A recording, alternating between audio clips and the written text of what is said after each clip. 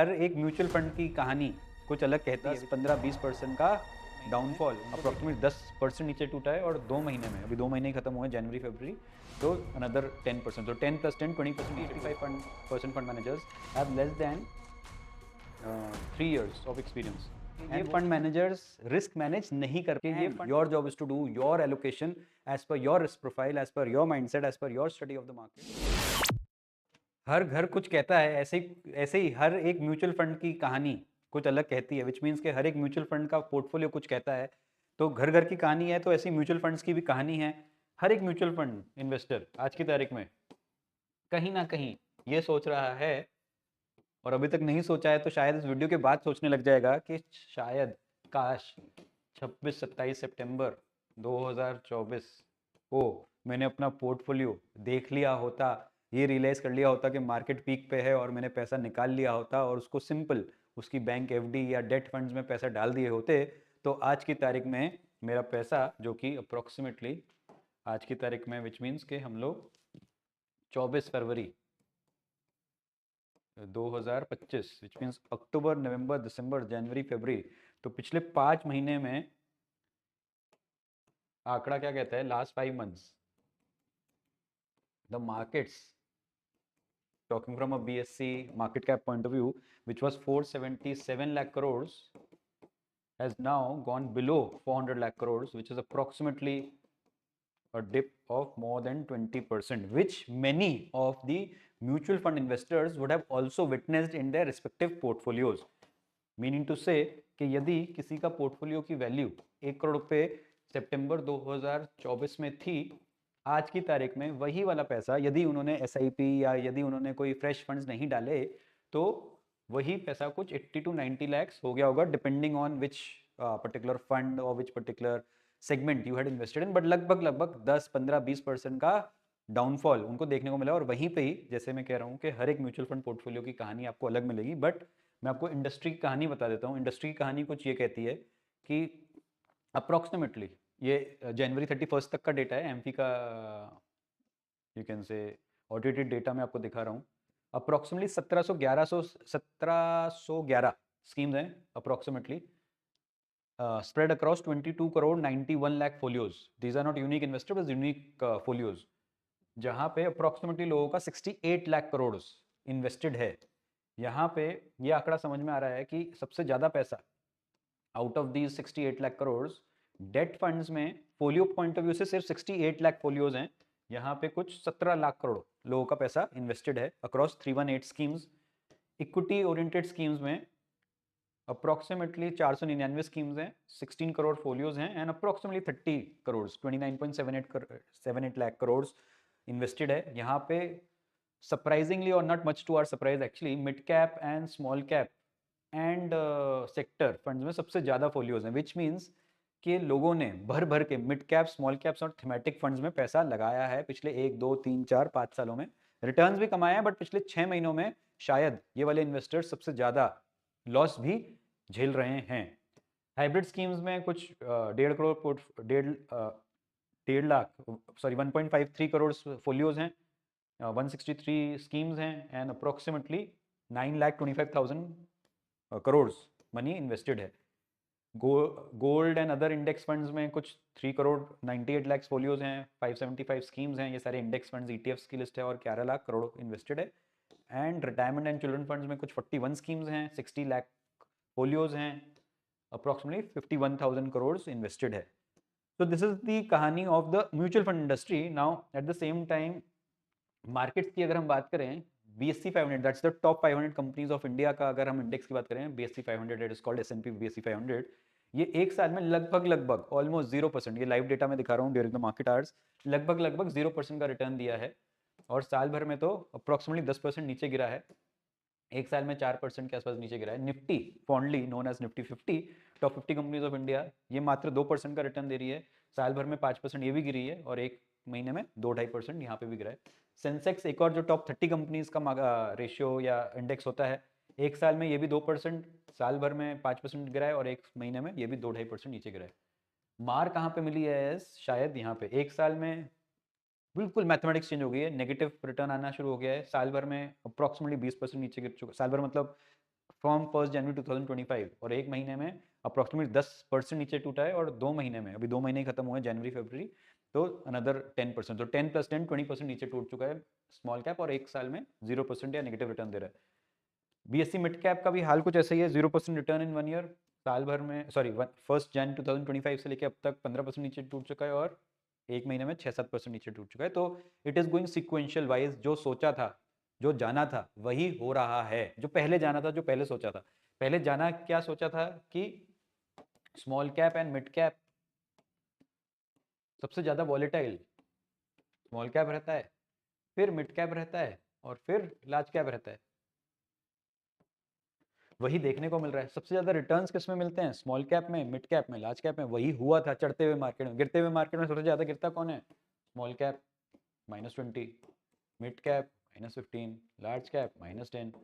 और जब बढ़ता है तो लार्ज कैप +10 बढ़ता है, मिड कैप शायद +25% बढ़ता है और स्मॉल कैप प्लस शायद 40-45% भी बढ़ जाता है, और वह हो भी रहा था। But please understand, these market cycles should or can not be the same.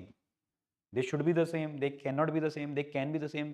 तो कोई भी फिक्स्ड नहीं है। तो आपको ये नहीं अज्यूम करना है कि जो 2020 से 2024 में हुआ वो आपके वापस से history will repeat itself in terms of mid cap and small cap.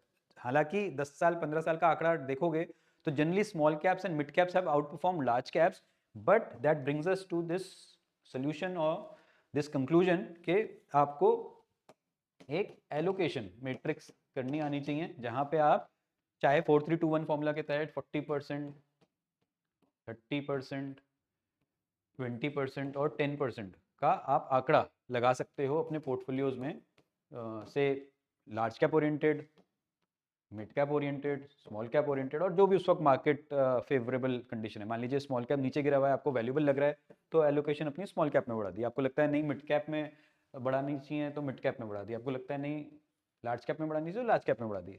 Vice versa, आप ये 30% को लार्ज कैप कर सकते हो, 40% को मिड कैप कर सकते हो, स्मॉल कैप को 40% कर सकते हो, but you should never ever do 100% in one segment, whether it is large cap, whether it is mid cap, whether it is small cap. It can be a mix of these various segments. That also brings us to this, you can say, ये हमारे पास ये वाली, जैसे ये daily score card हमारे पास आता है। Now please understand, आपको पोर्टफोलियो बनाने की बहुत ज़रूरत है यहाँ पे, और right portfolio in the right schemes in the right segment. अब ये सारे के सारे कैटेगरीज हैं, large cap, multi cap, mid cap, small cap. अब यहाँ पे, अब जैसे आप देखोगे यहाँ पे लार्ज कैप में the importance, while I am not, this is not a suggestion, this is not a recommendation, it is just for example purposes only. हम लोग क्या करते हैं एज ए इन्वेस्टर, हम लोग परफॉर्मेंसेस खरीदते हैं। परफॉर्मेंस मतलब हम ये देखते हैं कि पिछले 1 साल 2 साल 3 साल का आंकड़ा क्या कहता है और हम उसके हिसाब से इन्वेस्ट करते हैं।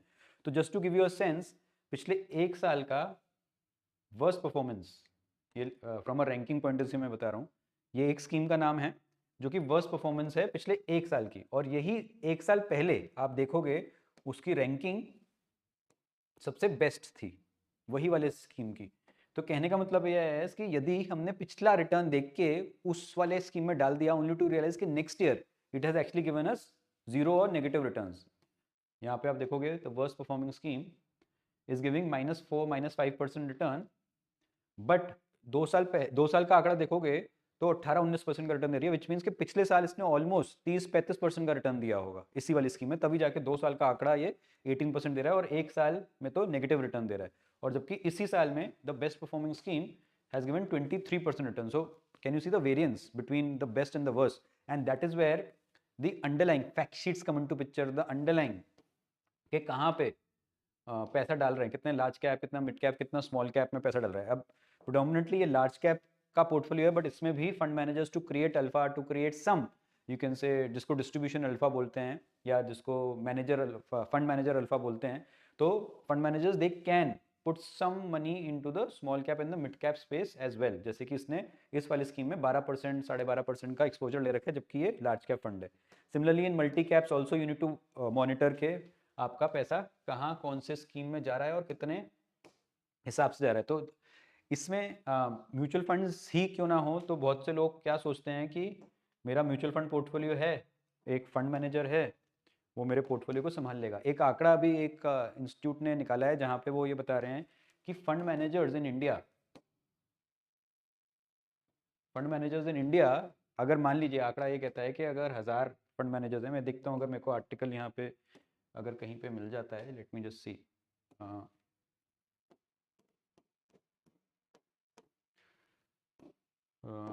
यहाँ पे एक आंकड़ा आया था फंड मैनेजर्स,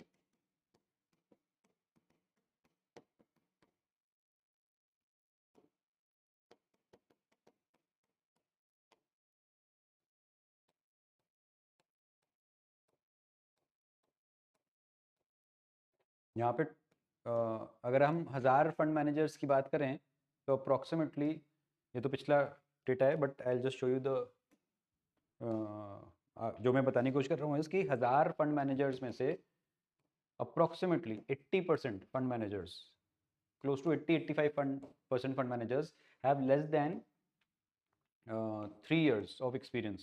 एंड वो वाला एक्सपीरियंस भी कब आया है, क्योंकि इंडस्ट्री ने एकदम से सर्च करा, हायरिंग शुरू हुई और यंग फंड मैनेजर्स को हायर करा with almost 0 to 3 years of experience, और they did a fantabulous job between 2020 to 2024, maybe because of their intelligence or maybe because of the market upcycle, which made all of us believe that the fund managers are doing a fantabulous job। And हम लोग अंधाधुंध सिर्फ और सिर्फ performance base पे, चाहे thematics हो, small cap हो या मिड कैप हो, उसमें पैसे डालने जा रहे थे, only to realise in the second half of 2024 and early 2025 कि ये फंड मैनेजर्स रिस्क मैनेज नहीं कर पाए, क्योंकि लार्ज कैप में भी मिड कैप और स्मॉल कैप ले रखा था, और स्मॉल कैप ने किसी ने लार्ज कैप का यू कैन से सेगमेंट में इन्वेस्ट कर रखा था, so that they could create some alpha और they could create some safety, जहाँ पे लैक ऑफ एक्सपीरियंस मान लीजिए, लैक ऑफ टाइमिंग मान लीजिए, ये सारी की सारी चीज़ें समझ में आई at a fund manager level. So as a investor what I am trying to say is कि ये तो हम फंड मैनेजर की बात कर रहे हैं, at a investor level what you are suppose to be doing is आपको खुद को अपना एसेट एलोकेशन करना आना चाहिए, बिकॉज फंड मैनेजर आपके बिहाफ पे आपका एसेट एलोकेशन नहीं करता, क्योंकि आप अगर लार्ज कैप में भी डाल देते हो पैसा तो शायद फैक्ट शीट आप पढ़ना भूल जाते हो, और उसकी वजह से फंड मैनेजर एक अल्फा क्रिएट करने के लिए आपका पैसा लार्ज कैप फंड में तो ले लेता है, but only to make you to give you some extra return, वो स्मॉल कैप और मिड कैप में भी पैसा डाल सकता है, बट अगर उसकी मैथमेटिक्स, उसकी एंट्री टाइम, उसकी वैल्यूएशन मैथ्स गलत हो गई तो आपका एलोकेशन बिगड़ सकता है। तो it is more prudent at your and कि आप ये डिसाइड कर लें कि आपकी रिस्क प्रोफाइल क्या है, आपकी नीड क्या है, short term, mid term, long term, plus आपकी हिसाब से मार्केट की वैल्यूएशन कहाँ कहती है कि पैसा डालना चाहिए, और फिर आप 4 3 2 1 के फॉर्मूला के हिसाब से, चाहे small cap, mid cap, large cap, micro cap, चाहे short term, mid term, long term के हिसाब से आप पैसा अपना डाइवर्सिफाई कर सकते हो। एंड जैसे कि आपको यहाँ पे बता रहे हैं कि there are so many schemes, so you need to be very very careful in choosing the scheme. And we also recommend तो नहीं, मतलब आप कैसे ये कह सकते हो कि हमारा इनकरेजमेंट ये है इसकी आप अपने पोर्टफोलियो को रिव्यू, रीबैलेंस और रिस्ट्रक्चरिंग करें, यदि आप म्यूचुअल फंड्स में भी इन्वेस्टेड हो तो तब भी। Why I have already given you कि the worst performers can become the best performers can become the worst. Underlying fact sheets जो फंड मैनेजर्स आपको पब्लिकली अवेलेबल डेटा है, बट वो आपके बिहाफ पे एसेट एलोकेशन का ख्याल नहीं रखते हैं, वो अपने हिसाब से चलते हैं, वो अपने मार्केट वैल्यूएशन के हिसाब से चलते हैं। Their job is to give you good returns, but your job is to see your risk profile, your job is to see your short term, mid term, long term requirements, and your job is to do your allocation as per your risk profile, as per your mindset, as per your study of the markets, and then give the money to the fund managers to do their job.